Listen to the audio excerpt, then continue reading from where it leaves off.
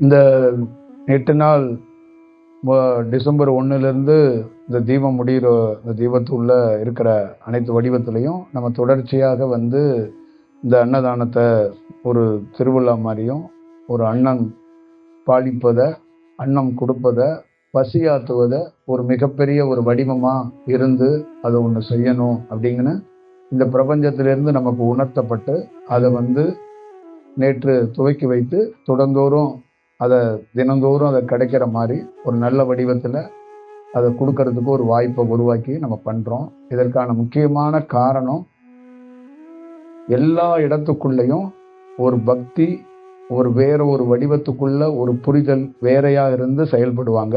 100% இதில் பக்தியோ இது வேற எந்த நோக்கமோ எந்த வடிவமோ அதுக்குள்ள இல்லை. மீண்டும் சொல்கிறேன், லட்சோப லட்ச பேர் நம்மளை பின்தொடர்ந்து மக்கள் வந்தாலும், லட்சோப லட்ச பணங்கள் வந்தாலும் இந்த மாதிரி செயலை என் போன்ற ஒருவன் நான் செய்ய மாட்டேன். ஏன்னா இது பிரபஞ்சத்திலிருந்து உணர்த்தப்பட்டால் மட்டுமே செய்யக்கூடிய ஒரு செயல். யாருக்காகனோ எதற்காகனோ எந்த சூழலுக்காகனோ இது மாதிரி ஒரு வேலைகளை நாம் செய்ய மாட்டோம். நாம் செய்கிறோம் என்றால் அதற்கு பின்னால் மிகப்பெரிய பணி கொடுக்கப்பட்டதுனால தான் இதை நம்ம செய்கிறோம். அடிப்படையாக இங்கே தியானம் பண்ணுற எல்லா மாணவர்களுக்கும், என்னோட தியானம் பண்ணுறவங்களும், தியானம் வெளியில் பல குருமார்கள்ட்ட பண்ணிக்கிட்டு எந்த குருமார் கிடைச்சாலும் கேப்பில் தியானம் பண்ணணும்னு நினைக்கிற ஒவ்வொருத்தரும், தியானத்தில் கொஞ்சோண்டு கற்றுக்கிட்டு நான் பெரிய தியானத்தில் பெரிய ஒரு அனுபவத்தில் இருக்கிறேன், பெரிய ஒரு வடிவத்தில் இருக்கிறேன்னு நிறைய சேனல் எடுத்து நிறைய கிளாஸை பேசிக்கிட்டு இருக்க அத்தனை பேருக்கும் இந்த மாதிரி ஒரு காணொலியை பார்க்கறதுக்கு வாய்ப்பு கிடைச்சிச்சுன்னா நீங்கள் தயவு செய்து பார்த்துக்கங்க, இதை கேட்டுக்கங்க. உங்கள் எல்லாருக்கும் இது உங்களுக்கு எங்கேயாவது ஒரு இடத்துல தேவைப்படும். தியானம் இந்த உலகத்தில் யாருக்குமே பண்ண தெரியாது. தியானத்தை பண்ண தெரிந்தவன் இந்த உலகத்தில் எனக்கு தெரிந்து மனிதனா நான் ஒருத்தனை கூட பார்த்ததில்ல, என் கூடி என்னையும் உட்பட எவனுக்கும் தியானம் பண்ண தெரியாது. பண்ணுவதற்கான வாய்ப்புகளே இல்லை அப்படிங்கிறத நிதர்சனமாக நான் சொல்லிடுறேன். 1.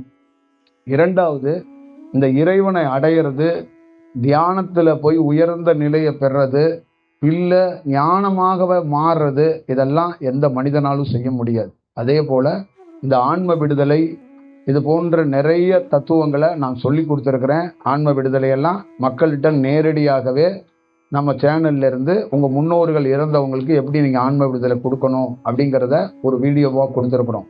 நம்ம ஆரம்ப காலகட்டத்தில் வளர்ந்த போது தியானத்துக்கான சில வழிமுறைகளை, சில வழிகாட்டுதலை நம்ம சொல்லி கொடுத்துருக்கோம். சில மாணவர்களுக்கு அந்த புருவ மத்தியில் இருக்கக்கூடிய வடிவத்தை நாம் அவங்களுக்கு ஒரு இன்ஸ்ட்ரக்ஷன் கொடுத்து அவங்களுக்கு ஒரு ஆசீர்வாதமாக பண்ணி அவங்கள பலப்படுத்துறதுக்கும் அவங்க உட்கார்றதுக்கான ஒரு வாய்ப்பை நம்ம உருவாக்கி கொடுத்துருக்கோம். அப்புறம் அடுத்தடுத்த ஸ்டேஜில் அவங்கள வெவ்வேறு விதமாக எடுத்துகிட்டு புருவ மத்திக்குள்ளிருந்து அவங்கள ஒரு வேலையை செய்ய வச்சு, அப்புறம் மூக்கு துவாரத்தை மட்டும் கவனிக்க வச்சு, அதற்கப்புறம் அவங்கள அடுத்தடுத்த கட்டமாக கூட்டிகிட்டு இன்னைக்கு உடலையே சுவாசமாக கவனிக்கிற மாதிரி ஒரு வடிவத்துக்குள்ளே இருந்துக்கிட்டுங்க அப்படின்னு கொடுத்துருக்குறோம். இதுலேருந்து நீங்கள் என்ன தெரிஞ்சுக்கணும், எனக்கு என்ன கிடச்சிச்சு, உங்கள்கிட்ட என்ன சொல்லணும்னு நினைக்கிறேன், இந்த உலகம் முழுக்க இருக்கிற எல்லா குருமார்களும் இதை தெரிஞ்சுக்கணும்.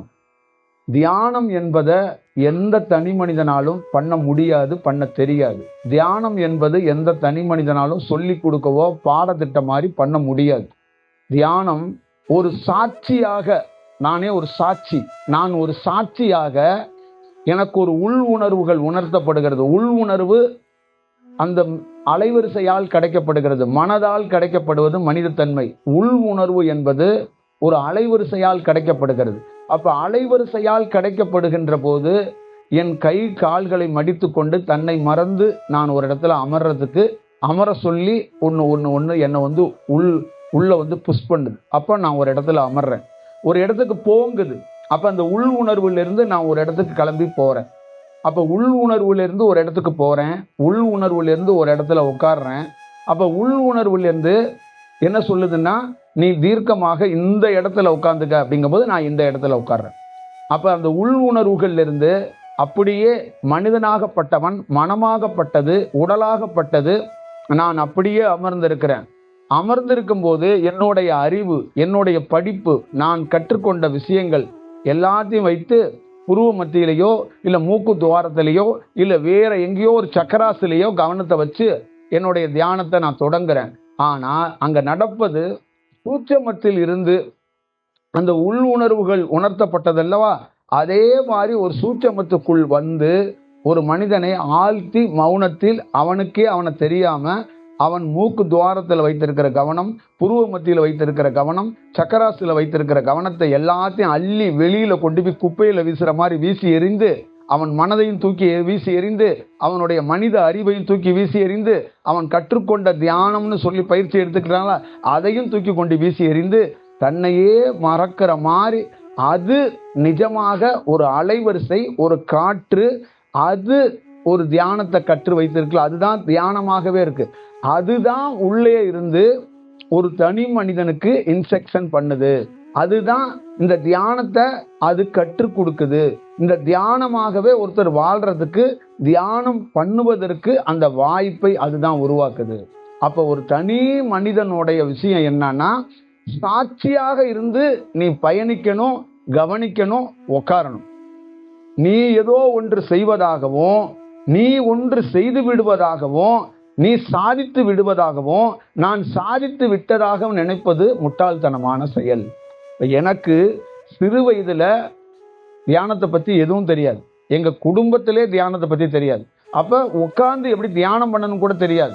அப்ப ஒரு நாள் ஒரு தியானம் உள்ளே வருவதற்கு ஒரு வாய்ப்பு உருவானது. அது எப்படி உள்ளே வரும்? அதுதான் ஒரு அலைவரிசையாக, அது உள் உணர்வில் மனம் என்பது ஆசை, இங்க இருக்கிற சுகம், இங்க இருக்கிற எல்லா சூழல்களையும் கிடைத்தாலும் கிடைக்கலனாலும் ஆசைப்படும். ஒரு ஏழை கிடைக்கலனாலும் பரவாயில்ல ஆசைப்படுவான். ஒரு பணக்காரன் கிடைச்சாலும் சரி கிடைக்கலனாலும் சரி அவனும் ஆசைப்படுவான். அப்ப மனம் என்பது ஒரு ஆசையை உருவாக்கி கொடுக்கிறது. அப்ப மனம் தாண்டி அந்த ஆன்மா, அந்த உள் உணர்வு, அந்த வடிவம் என்னன்னா அங்கு உள்ள வந்து அவர்களே மறக்க வைக்கிறது. அப்ப எனக்குள்ள அந்த மாதிரி நிகழ்ந்ததுனால நாம போய் ஒரு இடத்துல போய் அப்படியே அமர்ந்து அப்படியே மௌனமாக போறோம். அப்படியே வேற ஒரு வடிவத்துக்குள்ள மாறுறோம்.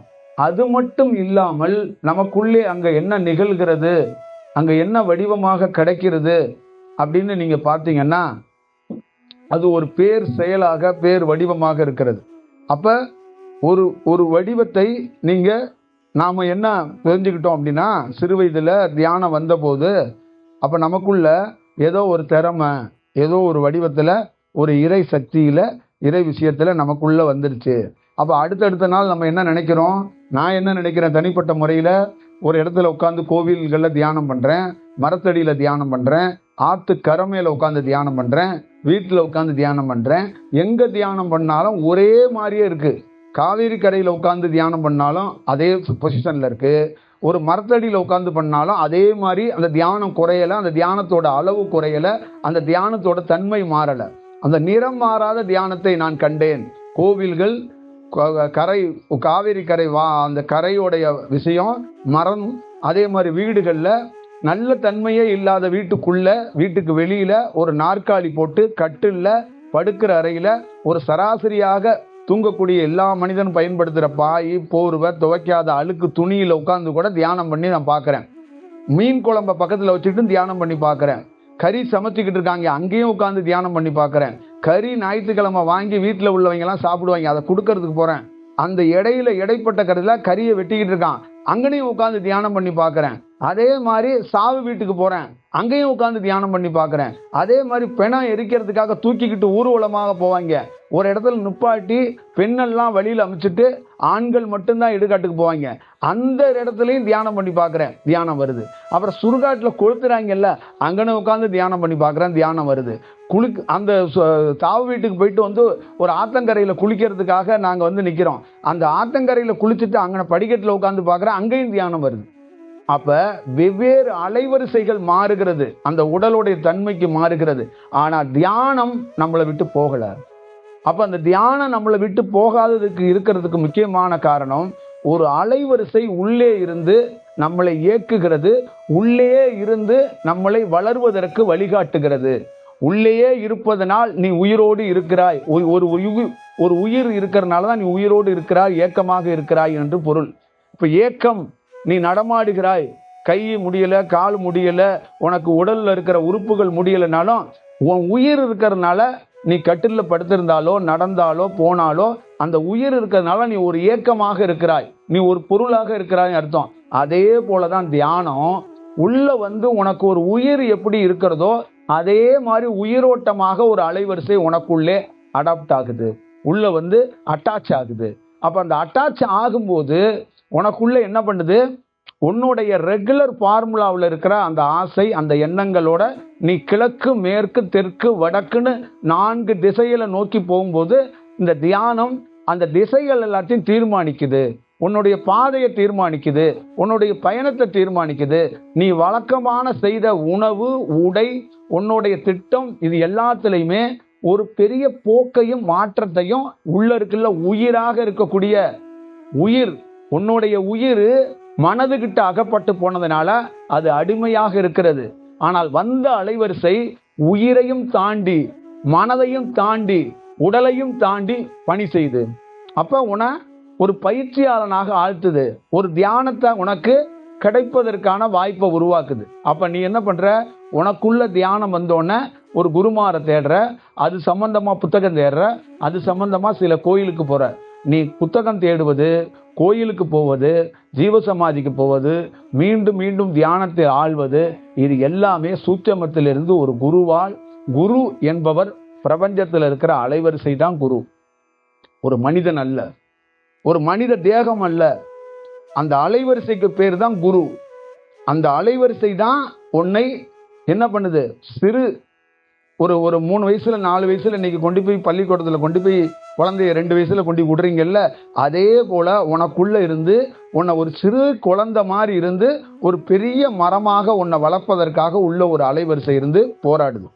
அப்ப இங்க இருக்கிற குருமார்கள்லாம் என்னன்னா, தனக்குள்ள ஒரு தியானம் அதுக்குள்ள கொஞ்சம் பார்க்குறாங்க, அது அந்த நரம்பு மாற்றம் அடைகிறது, அங்கங்கே விழிப்பு நடக்கிறது, இடுப்புக்குள்ளே நடக்கிறது, சக்கராசில் நடக்கிறது, கழுத்தில் நடக்கிறது, நெற்றி போட்டில் நடக்கிறது, தலைப்பகுதி உள்பகுதிக்குள்ளே நடக்கிறது. இதெல்லாம் பார்த்துட்டு அவங்க வெகு சில புத்தகத்தையும் படிச்சுட்டு இதையை மக்களிடம் கொடுத்து நம்ம ஒரு பெரிய ஒரு புரட்சியை ஏற்படுத்துவோம்னு கொடுக்குறாங்க. ஆனால் நல்ல ஞாபகம் வச்சுக்கோங்க, எந்த தனி மனிதனாலும் தியானத்தை கற்றுக் கொடுக்கவோ தியானம் பண்ணி நான் பெரிய ஆளாகிறேன்னு செய்ய முடியாது. இது இயற்கையாகவே ஒருத்தரை நாடி வருகிறது, இயற்கையாகவே ஒரு சோர்ஸ் கிடைக்குது. சில பேருக்கு கிடைக்க மாட்டுது, சில பேருக்கு கிடைக்குது. அந்த கிடைக்கிறதுக்கான ஒரு அபூர்வமான ஒரு வாய்ப்பு கிடைக்கப்படுகிறது. அப்ப கிடைக்கப்படுகிற போது அதிலிருந்து தான் அவங்க வளர்றாங்க. அப்ப நான் தியானத்துல நான் பார்த்தது, நான் ஒரு சாட்சியாக இருந்து ஒரு சும்மா கைகாலம் மடிச்சுட்டு உட்காந்துக்குவேன், உள்ள தியானம் தானா நடக்கும். அங்க நான் எந்த வேலையும் செய்யறதில்ல. அப்ப நான் எந்த வேலையாவது செய்யணும்னு நினைச்சாதான் சக்கராசு தியானம், அந்த தியானம், இந்த தியானம் போகுது. நான் அமைதியாக உள்ளே எனக்குள்ளே உள் உணர்வு வந்துடும். உள் உணர்வு வந்தோடனே அது உள்ளே என்னை ஒரு பரவசத்தில் ஆழ்த்தி விடும். அப்ப அந்த ஒரு மாதிரி என்னுடைய உடல்நிலை மாறிடும். அப்ப நான் மௌனமாக ஒரு இடத்தில் உட்காரு என்று எனக்கு ஒரு வார்த்தை கேட்கும். அந்த வார்த்தையை கேட்டுட்டு நான் உட்காருவேன். அப்ப அப்படியே மௌனமாக 25 to 15 நிமிடம் தியானம் நடக்கும். அப்ப அந்த தியானத்துக்குள்ள முடிந்த உடனே அது அப்படியே இயல்பு தன்மைக்கு தியானமே இல்லாத போல ஒரு சூழல் உருவாகும். அப்ப நான் எழுந்து போய் என்னுடைய ரொட்டீன் வேலையை பார்க்க ஆரம்பிப்பேன். அப்ப நான் தியானமாக இருக்கும்போது நான் என்ன கற்றுக்கொண்டேன்னா, அங்க நானே இல்லை, நான் ஒன்றும் இல்லை. என்னுடைய மனைவி, என்னுடைய குழந்தை, என்னுடைய வீடு, என்னுடைய பணி, என்னுடைய எந்த உடை, என்னுடைய உணவு, எந்ததும் சத்யாடா ஞாபகம் இல்லாமல் ஒரு ஞாபக மறதி கோமாவில் இருக்கின்ற போது என்னையே மறந்து நான் அமர்ந்திருந்தேன். அந்த விழித்ததுக்கு அப்புறம் நான் அங்கு மனிதனாக செயல்படுகிறேன். நான் எப்பொழுதெல்லாம் ஆழ்ந்து போகிறேனோ அங்கு மனிதனாக இல்லை. நான் ஆளாமல் இயல்பு தன்மைக்கு வரும்போது, இயல்பு வாழ்க்கைக்கு வரும்போது அங்கு நான் மனித வேலையை செய்ய தொடங்குகிறேன். உங்க வாழ்க்கைக்குள்ள இருக்கிற எல்லா பேருமே தியானத்தில் ஆழ்ந்திருக்கும் போது உங்க பேரு, ஒரு பெண்ணோ ஒரு ஆணோ, உங்களுக்கு ஒரு பேர் இருக்கு. அங்க நீங்க ஒரு நபர், அந்த நபர் அங்க இருக்க மாட்டார். ஆனால் அவர் தியானம் முடித்ததுடன் அந்த நபர் அங்க வந்துருவார். அப்ப உள்ளே ஒரு அலைவரிசை, அதுக்கு மட்டும்தான் இந்த உடலை எப்படி பராமரிக்க வேண்டும், இந்த உடலுடைய நரம்பு தன்மைகளை எப்படி மாற்ற வேண்டும், எதை மாதிரி ஒரு சூழலை செய்து ஒருத்தனை மௌனத்தில் ஆழ்த்த முடியும், ஒருத்தனை நல்ல வடிவத்தை செய்ய முடியும் என்பதை அதற்கு மட்டுமே தெரியும். சில பேர் தியானத்தில் தன்னை அறிய முடியாமல் அப்படியே மௌனத்தில் ஆழ்ந்து விடுவார்கள். இல்லைன்னா உறக்கமாகவே தியானமாகவே உறங்கி போயிடுவார்கள். அப்ப எனக்கு ஒரு இடத்துல என்ன வாய்ப்பு கிடைச்சிச்சு அப்படின்னா, விழிப்போடு தியானம், உடலை மறந்து தியானம், அதுக்குள்ளேயும் ஒரு ஞாபக சக்தியை வைத்து விழிப்போடு உள்ளே நடக்கின்ற தியானத்தை, உள்ளே நடக்கின்ற சுவாசத்தை, உள்ளே நடக்கின்ற பணியை, எப்படி பணி நடக்கிறது என்பதை உள்முகமாக நடக்கின்ற உடல் பகுதிக்குள்ள உள்ள நடக்கின்ற தலைப்பகுதியிலையோ, கழுத்து பகுதியிலையோ, உள்நாக்கிலையோ, இதய பகுதியிலையோ, இல்ல தொப்புள் கொடியிலையோ, இல்ல ஆசன வாயிலையோ, சிறுநீர் கழிக்கிற இடத்துலையோ, இந்த இடங்களை அனைத்து இடங்களிலும் உள்முகமாக நடப்பதை, என்ன நடக்கிறது என்பதை அறிவதற்கு ஒரு வாய்ப்பை அது உருவாக்கி கொடுக்கிறது. அப்ப அது அந்த உருவாக்கி கொடுக்கிறது என்னன்னா, சாட்சியாக இருந்து நீ எதுவும் செய்யல. மீண்டும் சொல்றேன், நீ ஒரு உடல், நீ ஒரு உயிர், நீ ஒரு மனம், நீ ஒரு சாட்சியாக இருந்து உள்ளே நடப்பதை கவனி. உள்ளே யார் வேலை செய்கிறார்? உன் வீட்டில் ஒருத்தர் வேலை செஞ்சிட்டு இருக்காங்க, உங்க அம்மா வேலை செய்யறாங்க. நீ சிறு குழந்தையாக இருந்து என்ன செய்யற? அம்மா கிட்ட இருந்து எந்த வேலையும் கற்றுக்கொள்வதில்லை, கவனிக்கிறாய். அது உனக்குள்ளே உள்ளே உள்ளே ஊடுருவி விடுது. அப்ப இந்த உலகத்திலே கவனித்தாலே உனக்குள்ளே ஒன்னும் ஊடுருவிடும். அப்ப ஒவ்வொரு தாயிடம் இருந்து ஒவ்வொரு பெண் குழந்தையும் குழம்பு வைக்கவோ சமையல் பண்ணவோ கற்றுக்கொள்வதல்ல. அவள் பார்க்கிறாள், அந்த தாயிடம் இருந்து அது கற்றுக்கொள்ளப்படுகிறது. ஓராண்டுகள் 2 ஆண்டுகள்ல 16 17 ஆண்டுகள் அந்த தாயோடு பயணிக்கின்ற போது அந்த தாய்கிட்ட இருக்கின்ற அந்த வடிவத்தில் அவள் என்னென்னலாம் கையில் செய்கிறாளோ அதை எல்லாத்தையுமே செய்கிறாள். ஒரு சிறு குழந்தை, 3 வயது குழந்தை, தாய் காலையில் எழுந்து வாசலை கூட்டி விளக்கமத்தை வைத்து கூட்டிட்டு கோலம் போடுறாள். 3 வயசு குழந்தை திருப்பி எழுந்து வந்து அதே மாதிரி வாசலை கூட்டுறான். அவளுக்கு கோலம் போட தெரியாது. அந்த கோலமாவை எடுத்துட்டு ஏதோ கிறுக்குறான். அப்ப ட்ரை பண்றான். அப்ப இதே வடிவத்தை தான் தியானத்துக்குள்ள ஒரு மனிதனை சாட்சியாக இருந்து உள்ள பாரு அப்படி என்பதை பார்க்க வைக்குது. அப்ப அந்த வடிவத்திலிருந்து நீங்க எல்லோரும் தெரிஞ்சு கொள்ள வேண்டியது என்னன்னா, இங்க சராசரி மனிதர்கள் எல்லாருமே நாம தியானம் பண்றோம், நாம தியானம் கற்றுக் கொடுக்கிறோம், நாம ஒரு காரியத்தை செஞ்சிட முடியும். எந்த காரியத்தையும், பிரபஞ்சத்தோட காரியத்தை நம்மளால செய்ய முடியாது. நல்ல ஞாபகம் வைத்துக் கொள்ளணும். தியானம் கற்றுக் கொடுப்பதல்ல, அது நமக்கே ஒரு சாட்சியாக உன்னை வச்சுக்கிட்டு உனக்குள்ளே அது பரிணாமிப்பதை உன்னை பார்க்க வைக்கிறது. ஒரு ஸ்கூல்ல இருக்கிற மாணவனாக இருந்து முதலில் நீ எழுதுவதோ படிப்பதோ இல்லை, கவனிப்பது, கேட்பது. நல்ல ஞாபகம் வச்சுக்கணும். கவனிப்பது, கேட்பது. முதல்ல கவனி, ஆசிரியர் நடத்துகிற பாடத்தை. அடுத்தது கேளு. அதற்கப்புறம் எழுத பிராக்டிஸ் பண்ணு. அதுக்கப்புறம் ரீகால். உனக்கு நான் என்ன சொல்லி கொடுத்தனோ அதை என்ன பண்ணணும், வீட்டில் போய் திருப்பி ரீகால் பண்ணிட்டு அடுத்தது அதை எழுதிட்டு எனக்கு காட்டணும். அப்போ அதுக்கு டைம் கொடுக்குறாங்க, டைம் டூரியேஷன் கொடுக்குறாங்க. நீ இங்கே நடத்தப்பட்ட பாடத்தை நைட்டு போய் வீட்டு பாடமாக இருந்து அதை திருப்பி எனக்கு எழுதிட்டு எனக்கு காட்டணும். அதுக்கப்புறம் என்ன பண்ணுறாங்க, ஒரு 3 மாதம் 6 மாதம் கழித்து மொத்தமாக நீ படித்ததை எல்லாத்தையும் ஒரு கொஸ்டின் பேப்பராக நாங்கள் கொடுத்து ஒரு எக்ஸாம் வைப்போம். நீ எழுது. அதை எது எழுத வைக்கிறது, உனக்கு ஞாபகத்திறன் எப்படி வருது, 1. 2வது, உன்னுடைய எழுத்துகள் எப்படி வருது, மொழி சார்ந்த எழுத்தெல்லாம் உனக்குள்ள ரிஜிஸ்டர் ஆயிருக்கா, அதெல்லாம் பதிவேற்றமாக உள்ள பதிவாயிருக்கா. அப்போ நான் எப்படி உன்னை வெரிஃபிகேஷன் பண்ணுறது? நான் கற்றுக் கொடுத்துருக்க பாடத்தையெல்லாம் உனக்குள்ள அடாப்ட் ஆயிருக்கா, அதை நீ உள் வாங்கியிருக்கியா, அதை நீ எப்படி வெளிப்படுத்துற? அப்போ உன்னுடைய மொழி கையெழுத்தாக எப்படி வருகிறது? அப்போ உன்னுடைய உள்வாங்குதல் புரிதல்கள் எப்படி இருக்கு அப்படிங்கிறதுக்காக தான் எக்ஸாம் வைக்கிறாங்க. அப்போ அந்த எக்ஸாம் காலில் என்ன நடக்குதுன்னா, ஒவ்வொரு மாணவன் தேர்ச்சி ஆகிறான்ல, அந்த தேர்ச்சிக்கு முதல் பொறுப்பு எது, என்ன அடையாளம் தெரியுமா?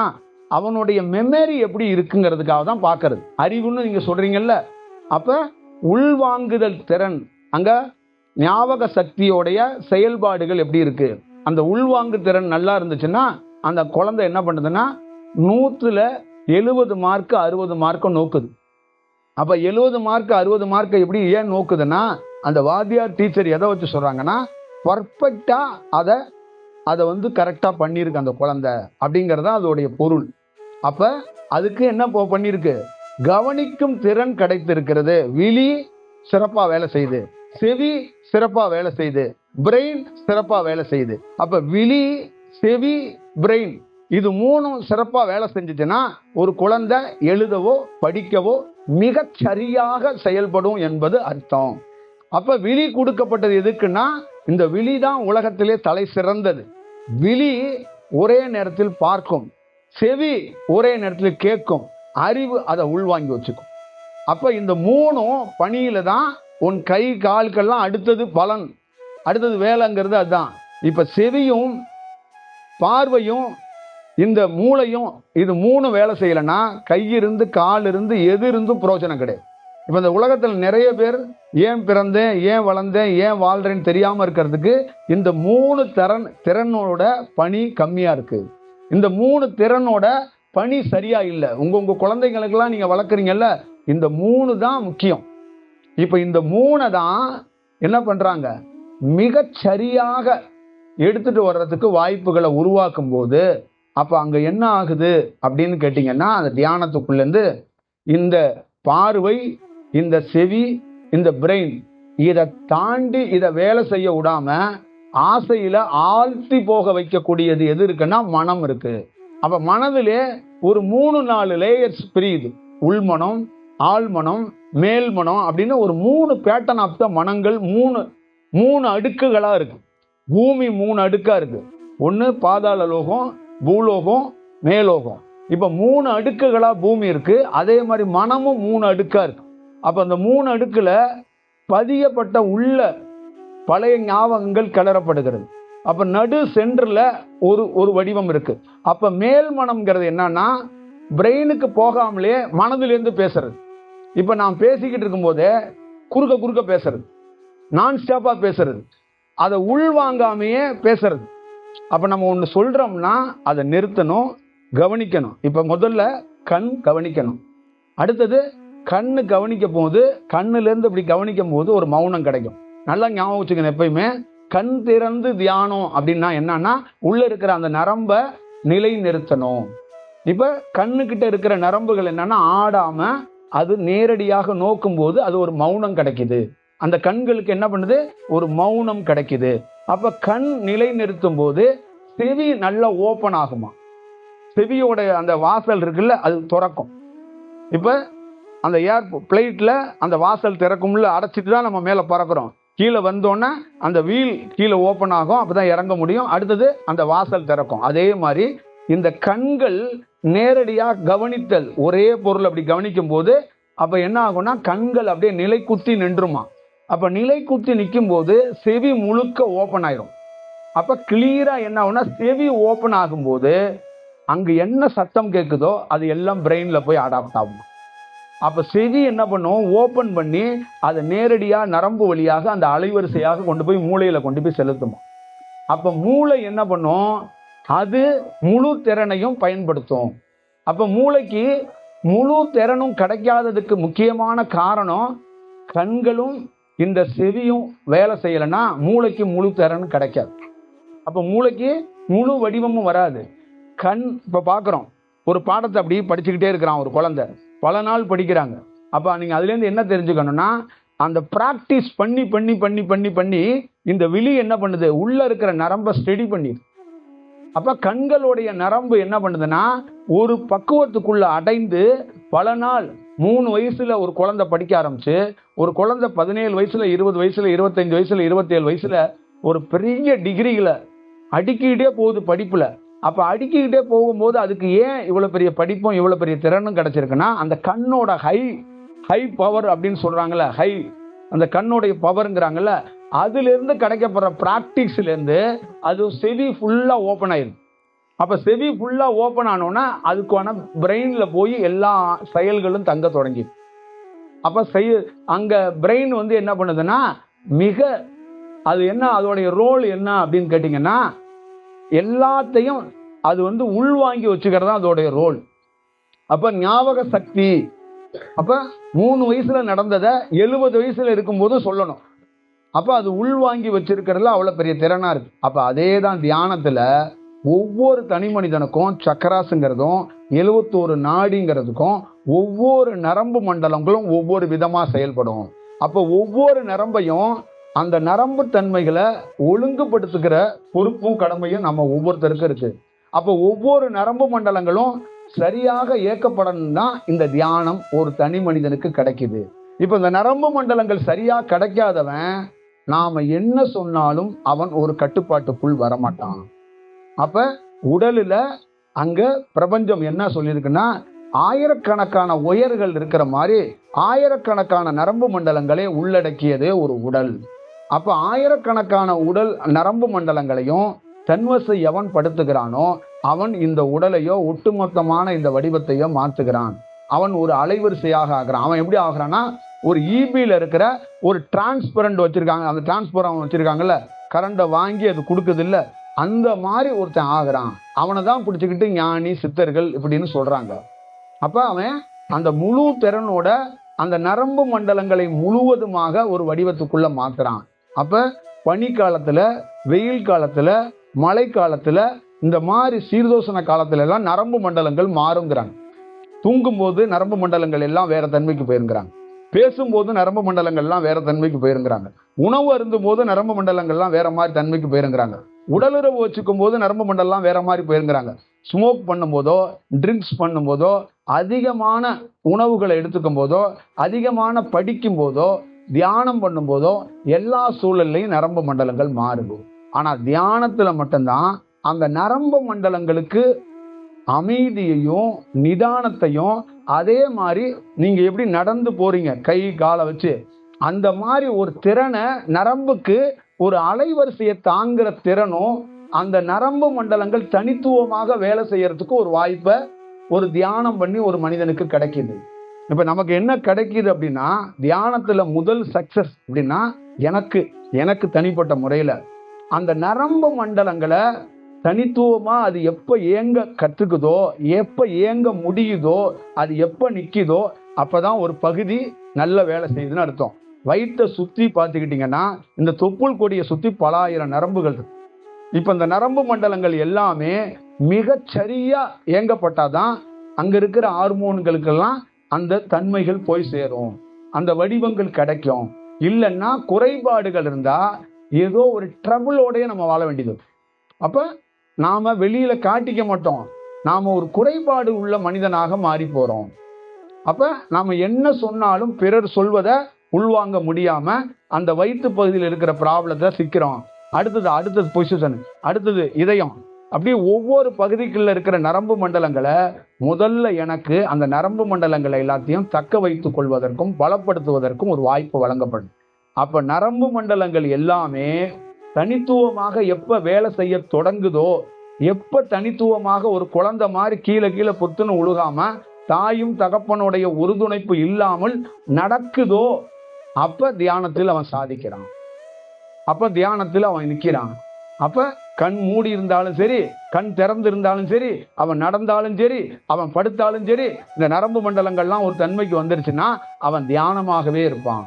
அவன் மின்சார தன்மைக்குள்ள அந்த அலைவரிசைகள் அவனுடைய நரம்பு மண்டலங்கள் எல்லாமே ஓடிக்கிட்டே இருக்கும். அப்ப அவன் தூக்கத்தை இழக்கிறான், நீர் குடிப்பதை குறைக்கிறான், உணவை குறைக்கிறான், உடையிலிருந்து விடுபடுகிறான், மனது தன்மையிலிருந்து விடுபடுறான், ஆசையிலிருந்து விடுபடுறான், பணம் தன்மையிலிருந்து விடுபடுறான். அப்ப எல்லா பொருட்கள்ல இருந்தும் விடுபட தொடங்குறான். இது என்னதும் அல்ல, அது ஒண்ணுதும் அல்லங்கிறான்.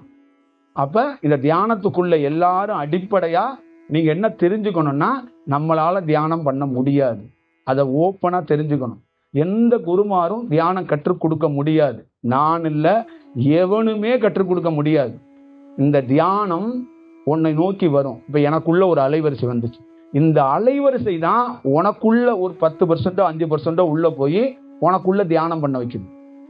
புரியுதுங்களா? இப்ப நான் தியானம் உனக்கு கற்றுக் கொடுக்குற வாத்தியாரா பிரெயின்ல இருக்கிற ஞாபக சக்தியிலேருந்து எடுத்து நான் உனக்கு கொடுக்கல. நல்லா ஞாபகம் வச்சுக்கணும். என் நரம்பு மண்டலத்தில் இருக்கிற அலைவரிசையிலிருந்து உனக்குள்ள சூட்சமத்துக்குள்ள போய் அடாப்ட் ஆகுது.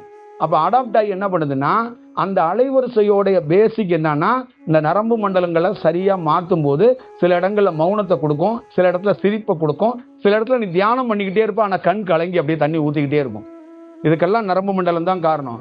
சில இடத்துல நீயே சிரிச்சுக்கிட்டே இருப்ப அப்படியே ஆனந்தமா, சில இடத்துல நீயே தனியா பேசிக்கிட்டே இருப்ப, சில இடத்துல நீயே அப்படியே ஆழ்ந்து மௌனமா போயிடுவ, சில இடத்துல ஒரு வெறுமனை ஏற்பட்டுரும், அப்படியே விரக்தியா உட்கார்ந்துருப்ப, சில இடத்துல எங்கேயோ ஓடணும் போல உனக்கு தோணும். எங்கேயாவது ஓடி போயிடணும். இந்த மாதிரி சில இடத்துல மனிதர்களை கண்டாவே ஏதாவது அவங்கள கண்டாவே ஏதோ ஒரு துஷ்டனை கண்ட மாதிரி, விலங்க கண்ட மாதிரி தோணும். இந்த மாதிரி சூழல்லாம் அங்க உள்ள இருக்கிற அலைவரிசை இந்த நரம்பு மண்டலத்தோட தன்மையில ஒவ்வொரு வடிவத்தையும் காட்டுது. இதுதான் அதோடைய பேசிக்கான விஷயம். அப்ப ஆன்ம விடுதலைய நான் உட்காந்து கொடுத்துட்றேன், தியானத்தை நான் உட்காந்து பண்ணி சாதிச்சிருவேன் அப்படின்லாம் இல்லை. அப்ப அந்த அலைவரிசை சூட்சமத்துல அது தீர்மானிக்குது உனக்கு எவ்வளவு சதவீதம் வரணும், உன்னை உருவாக்கணுமா வேண்டாமான்னு. நீ போய் எத்தனை செவுத்துல போய் முட்டிக்கிட்டாலும், எத்தனை வாட்டி தலைகளை நின்னாலும், 50 ஆண்டுகள் நீ தியானம் பண்ணா கூட அந்த பிரபஞ்சத்திலேருந்து அந்த அலைவரிசை நினைச்சா மட்டும்தான் நீ வளருவாயா, வளர மாட்டாயா. என்ன மாதிரி குரு இல்லை, எத்தனை குரு நினைச்சாலும் ஒரு தனி மனிதனை உருவாக்க முடியாது. ஒரு தனி மனிதனை உருவாக்குறதா பொய்யான தகவல்களை நாம பரப்பக்கூடாது. தெளிவா புரிஞ்சுக்கணும். இப்ப நான் உருவானதுக்கு என் தாய் என் தகப்பன் நானு கிடையாது. இது ஒரு அலைவரிசை. அப்ப அந்த அலைவரிசை என்ன செயல்படுத்துதுன்னா, இந்த உடலுக்கு என்ன இன்ஸ்ட்ரக்ஷன் கொடுக்குதுன்னா, நீ மௌனமாக நான் ஒரு வழிமுறை செய்யறத நீ செய். அப்ப நீ சில நபர்களை சந்தி. அப்ப சந்திக்கும் போது நீ எதுவும் கற்றுக் கொடுக்காத, அதை எப்படி கற்றுக் கொடுக்கணும், அவங்களுக்கு எப்படி செலுத்தணும்னு எனக்கு தெரியுங்குது. அப்ப நான் ஒரு சாட்சியாளனாக இருந்து, இந்த அன்னதானம் முதற்கொண்டும் நான் ஒரு சாட்சியாளனா இருந்துதான் பாக்குறேனே ஒழிய நான் ஏதோ ஒண்ணு செய்யறேன் அப்படின்னு நீங்க தயவு செய்து நினைச்சிடாதீங்க. அப்ப உங்களுக்குள்ள எல்லாம் இந்த மாதிரி ஒரு புரிதலை ஏற்படுத்திக்கங்க. அதுதான் ரொம்ப ஆக்கப்பூர்வமாக நீங்கெல்லாம் வளருவீங்க. இல்லைன்னா ரொம்ப ரொம்ப ரொம்ப ரொம்ப கடினமான ஒரு சூழ்நிலை. நீங்களை யாராவது இறந்தவர்களை அந்த அலைவரிசையை பார்த்ததே கிடையாது. இறந்து போய் ஒரு ஆன்மா இருக்கும், அதை நீங்க என்ன பண்ணுவீங்கன்னா திவசம் காரியம்லாம் பண்ணி வீட்டுக்குள்ள வராத அளவுக்கு ஒரு அலைவரிசையை பண்ணிடுவீங்க. ஆனா அது அதோட நடந்த இடம், அது உட்கார்ந்த இடத்துல எல்லாம் அது நின்றுக்கிட்டு உங்களோட பேச ட்ரை பண்ணும். ஆனா உங்களுக்கு அந்த அலைவரிசையை உணர முடியாது. அந்த அலைவரிசையால உங்களுக்கு உடலுக்கு உபாமை வரும், ஒரு ஃபீல் ஆகும், ஒரு பாதிப்பு வரும், யாரோ உங்களை நினைக்கிற மாதிரி இருக்கும். ஆனா அதோட கனெக்ட் ஆக முடியாது, அதோட பேச முடியாது. அது விரக்தியாகி ஒரு ஸ்டேஜில் பல ஆண்டுகள் சுத்தும், உங்களை நோக்கியே சுத்தும். ஒரு பொண்ணை நோக்கியோ, ஒரு மகனை நோக்கியோ, ஒரு வீட்டை நோக்கியோ, ஒரு ஊரை நோக்கியோ, ஒரு நகரத்தை நோக்கியோ சுத்தும். அப்ப அது விரக்தியில சுத்த சுத்த சுத்த எந்த தனி மனிதனுக்கும் அதுல இருந்து என்ன ஆகும், பித்திருக்கள் சாபம் வந்துடும். இதான் பித்திருக்கள் சாபம் இங்கேருந்து தான் வர்றது. அப்ப இறந்த நிறைய சோளுங்க ஆன்ம சாந்தி அடையிறதே இல்லை. அப்ப நிறைய இறந்த சோளுங்க சொல் பேச்சு கேட்காதுங்க. அப்ப அதுங்களை என்ன பண்ணணும்னா, நீரை வச்சு ஒரு ஞானி தெளிச்சு அதை அமைதிப்படுத்தி அதை கொண்டு நீர்லயே போட்டுறான். அதை எங்க கொண்டு போட முடியும்னா தண்ணிக்குள்ளதான் கொண்டு போட முடியும். புரியுதுங்களா?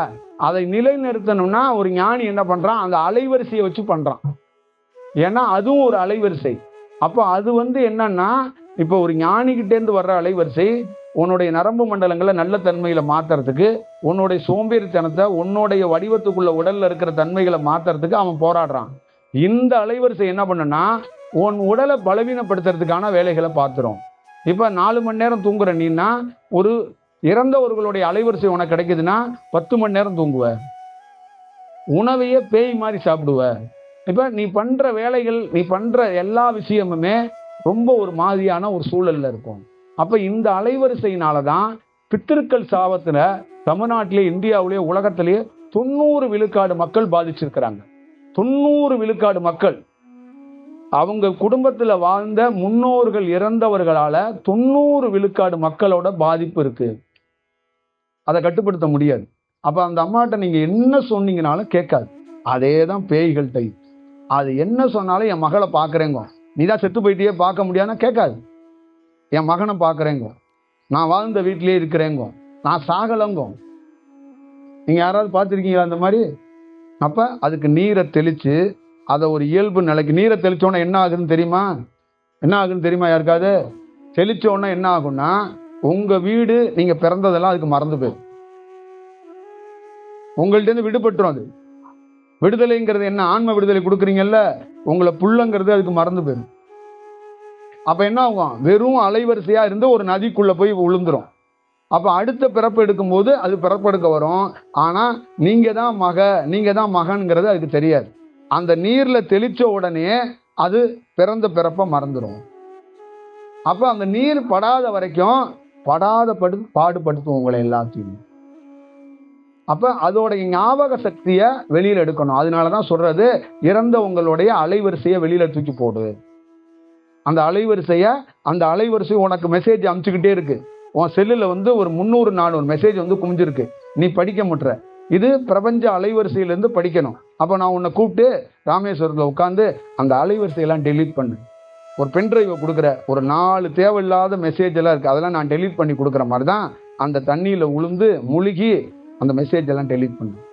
இப்ப நீ ஃப்ரீ ஆகிறதுக்கு முக்கியமானனா அடுத்தது மெசேஜ் வராது. அங்கேருந்து மெசேஜ் அனுப்புறவனே அனுப்பிச்சாச்சு, அப்போ உனக்கு மெசேஜ் வராது.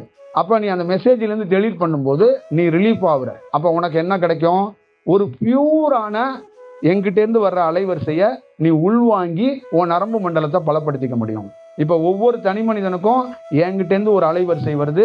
ஒரு 300-400 உன் வீட்டில் முன்னாடி முன் ஜென்மத்திலேருந்து பிறந்தாம் பாரு, அவனுடைய அலைவரிசையும் உனக்கு வருது. ஒவ்வொரு தனி மனிதன்ட்டையும் பேய்கிட்டேருந்து ஒரு அலைவரிசை எடுத்துக்கிறான், ஞானிகிட்டேருந்து ஒரு அலைவரிசை எடுத்துக்கிறான். அப்போ அவனுடைய வளர்ச்சி எப்படி வளருவான்? அவனுடைய இரத்த நாணங்கள், அவனுடைய நரம்பு மண்டலங்கள், அவனுடைய உடல் தன்மையெல்லாம் எப்படி நல்ல தன்மைக்கு மாறும்? எப்படி மாறும்? அப்போ அந்த ஆன்ம விடுதலை என்பதோ அதெல்லாம் பித்திருக்கள் சாபம் என்பதோ ஒரு மனிதனை தீராமல் வாட்டிடும், தீராத வாட்டிப்படும்.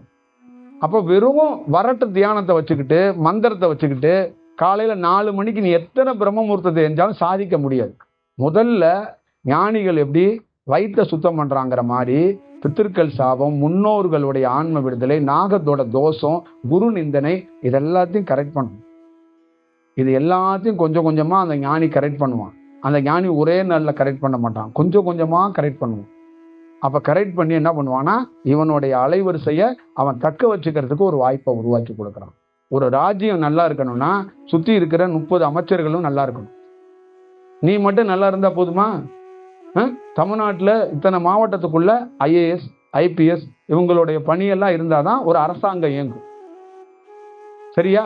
அப்போ உனக்குள்ள தியானம்னா குருட்டு வாக்குல யாரோ ஒரு குரு கொடுத்துட்டா நீ வளர்ந்துருவியா? உன்னை சுத்தம் பண்ணி விடணும். சுத்தம் பண்ணி விட்டா மட்டும்தான் நீ வளருவ. புரியுதா? இப்ப நீ பார்த்துக்கங்க, உணவு கொடுத்துருவோம். இதெல்லாம் நீங்க தெளிவா உணர்ந்தீங்கன்னா தான் நீங்கள்லாம் சாதிக்க முடியும், இல்லைன்னா வெறுமனையா இருக்கும். அப்ப நாம ஒரு குரு கொடுக்குறாரு, ஒரு இடத்துல கிடைக்குதுன்னா அதை நேர்த்தியா நீங்க பண்ண வேண்டியது மட்டும்தான் உங்களோட வேலை. சூட்சமத்துல ஆன்ம விடுதலை உன்னால கொடுக்க முடியாது, அதை நான் தான் கொடுப்பேன். தியானம் நீ பண்ண வேண்டியது கை காலை மடிச்சுட்டு உட்கார வேண்டியதான் உன்னோட வேலை. மற்றது எல்லாம் பிரபஞ்சம் பண்ணும். அங்க நீ எந்த ரோலும் கிடையாது, இயல்பாக இருக்கிறத கத்துக்கணும். சரியா?